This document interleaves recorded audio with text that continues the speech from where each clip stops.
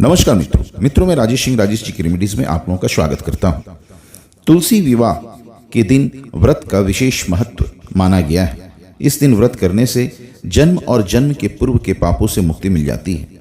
कार्तिक मास की एकादशी को तुलसी विवाह का त्योहार बेहद शुभ माना जाता है। तुलसी जी को विष्णु प्रिया नाम से भी जाना जाता है। अब तुलसी विवाह का शुभ मुहूर्त क्या है? तुलसी विवाह 5 नवंबर दिन शनिवार को मनाया जाएगा। कार्तिक द्वादशी तिथि 5 नवंबर 2022 को शाम 6:08 बजे से प्रारंभ होकर 6 नवंबर 2022 शाम 5:06 पर यह समाप्त हो जाएगी। अब कैसे करें तुलसी विवाह? इस दिन महिलाएं सुबह उठकर स्नान कर नए वस्त्र धारण करती हैं, जिसके बाद पूजा स्थल को खूब सजाया जाता है। इस दिन तुलसी माता का 16 श्रृंगार कर गन्ना और चुनरी चढ़ानी चाहिए। तुलसी जी के पौधे के नजदीक शालिग्राम भगवान रखकर दोनों की पूजा करनी चाहिए। जिसके बाद भगवान शालिग्राम को हाथों में लेकर तुलसी के चारों ओर परिक्रमा करें। जिसके बाद तुलसी को शालिग्राम की बाईं ओर रखकर उन दोनों की आरती उतारें। उसके बाद विवाह संपन्न होने की घोषणा करें। अब तुलसी विवाह की पूजा विधि चलिए जानते हैं। एकादशी व्रत के दिन ब्रह्म मुहूर्त में उठकर स्नान आदि करें और संकल्प लें, इस व्रत का संकल्प लें। इसके बाद भगवान विष्णु की आप आराधना करें।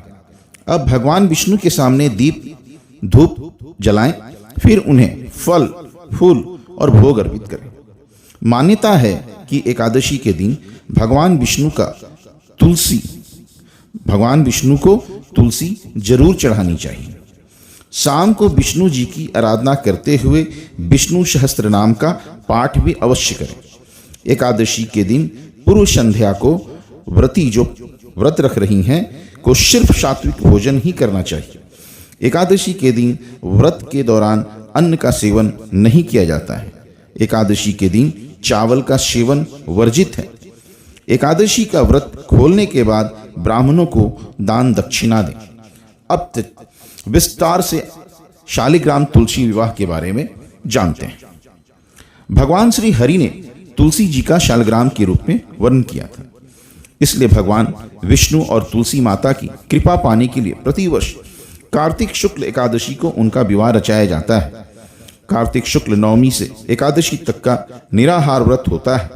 एकादशी के दिन तुलसी जी के पौधे का गमला गेरू आदि से सजा उसके चारों ओर ईंट का मंडप बना तुलसी जी को सुहाग की चुनरी ओढ़ाकर चूड़ी आदि पहनाकर उनको दुल्हन की भांति श्रृंगार किया जाता है।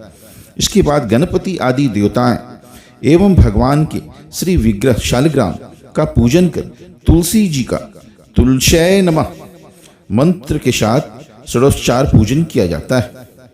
इसके बाद दक्षिणा के साथ एक नारियल टीका के रूप में रख भगवान के श्री विग्रह शालिग्राम का सिंहासन उठा तुलसी जी के साथ परिक्रमा की जाती है। फिर आरती के साथ ही विवाह संपन्न माना जाता है। दूसरे दिन द्वादशी पर श्रद्धानुसार ब्राह्मण दंपतियों को भोजन करवा दान दक्षिणा दी जाती है। इससे तुलसी माता और भगवान श्री विष्णु की कृपा प्राप्त होती है। अब भगवान बने शालिग्राम कैसे? तुलसी का जन्म दक्ष सावर्णी मनु के वंशज धर्मध्वज के यहाँ कार्तिक पूर्णिमा के दिन हुआ था। उस जन्म में उनका विवाह दैत्यराज शंखचूड़ से हुआ था। शंखचूड़ पूर्व काल में श्री कृष्ण का ही अंश सुदामा नामक गोप था, जो राधिका जी के शाप के कारण शंखचूड़ के रूप में उत्पन्न हुआ था। श्री कृष्ण का ही अंश शंखचूड़ प्रतापी और दानी राजा था। उसकी अधीनता तीनों लोगों ने स्वीकार कर ली थी। देवता राजपाट छीन जाने से दुखी थे। उन्होंने श्री हरि से गुहार की। तब श्री हरि विष्णु ने बताया कि शंखचूड़ मेरा ही अंश है। वह मेरा कृष्ण कवच सदैव धारण किए रहता है, इसलिए अपराजय है।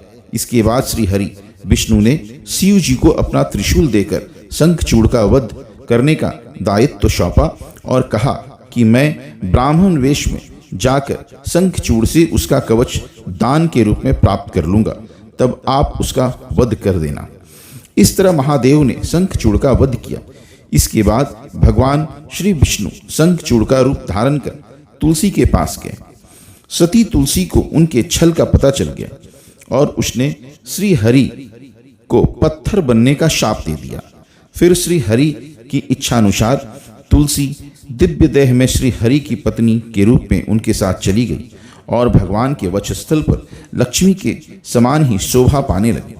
उस समय भगवान ने तुलसी को कहा था कि तुम्हारा शाप सत्य होगा और मैं सालग्राम बनूंगा, तब मेरा निवास गंडकी नदी के किनारे होगा। गंडकी नदी तुम्हारी ही देह से उत्पन्न होगी। कालांतर में ऐसा ही हुआ। तब श्री हरि ने सालग्राम के रूप में तुलसी से विवाह किया। आशा करता हूँ मित्रों आपको ये वीडियो अच्छा लगा होगा। कमेंट बॉक्स में आप बताएंगे। और हाँ मित्रों, अगर आपने ये वीडियो को लाइक नहीं किया है तो कृपया लाइक कर देंगे और सब्सक्राइब भी कर देंगे, हो सके तो शेयर भी कर दें।